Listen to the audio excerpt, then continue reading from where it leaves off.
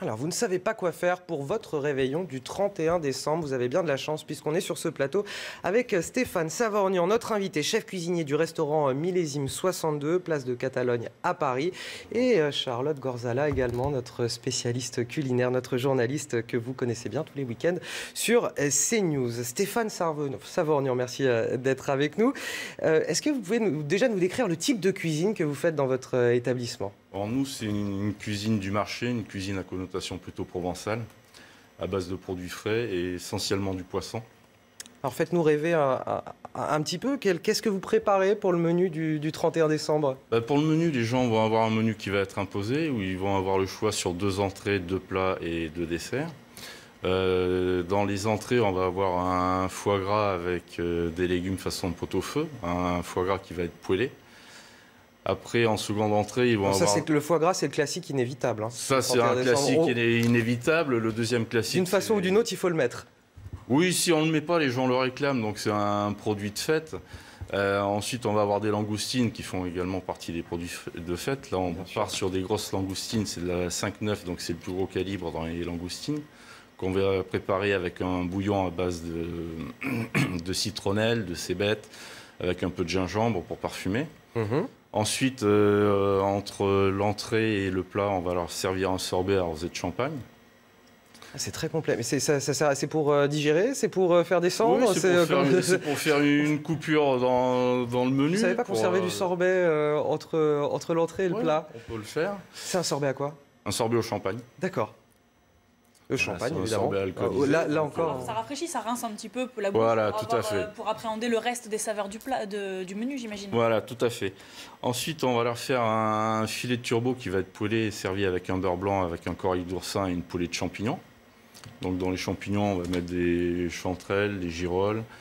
Bon, même si on tire sur la fin, c'est vraiment les dernières. Ça coûte un peu cher, mais on essaye de faire plaisir aux gens. On va rajouter des pieds de mouton, des shiitake un petit peu.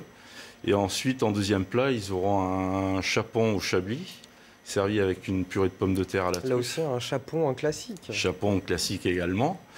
Ensuite, ils auront un assortiment de fromage. Et après, en dessert, ils auront une grande assiette avec 4 desserts différents. Mais là, c'est la surprise qu'on leur réserve pour ce soir. Ça, vous ne nous en direz pas plus, j'ai bien compris. Alors justement, vous parliez de chapon, vous parliez de poisson, de langoustine. C'est des saveurs qui sont... assez classique pour des réveillons, c'est souvent des plats qu'on a l'habitude de voir à la carte. Est-ce que quand on est restaurateur, on peut s'amuser quand même si les gens attendent certains plats, on peut innover, on peut trouver de nouvelles façons de faire? Oui, on essaye d'innover. Le foie gras poêlé, c'est vrai que bon, ça fait partie des classiques, mais les gens sont plus habitués à manger un foie gras qui va être mi-cuit, qui va être préparé en terrine. Bon, là, c'est préparé avec un bouillon, avec des légumes de pot-au-feu, un petit peu de moelle dedans pour parfumer un petit peu. Donc on essaye de changer un petit peu. À côté de ça, le chapon, c'est pareil. Là, on va travailler uniquement sur des suprêmes, donc c'est-à-dire le blanc de volaille.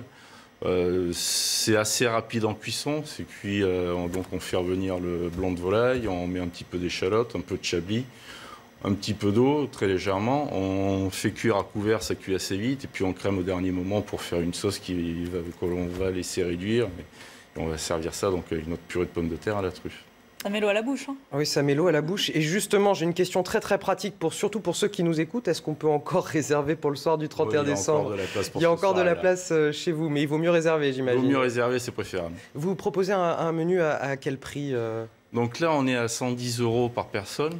Donc on reste quand même raisonnable pour une soirée de ce genre, sachant que dans le menu, vous avez le café qui est inclus en fin de repas. Il y a une coupe de champagne et un apéritif. Et il y a une deuxième variante où on propose un menu à 145 €, où là on propose le champagne à discrétion. Pour se faire plaisir, c'est le moment. Pour vraiment se faire plaisir jusqu'à la fin. Ouais. Vous travaillez avec des produits frais, avec uniquement des produits frais. J'imagine.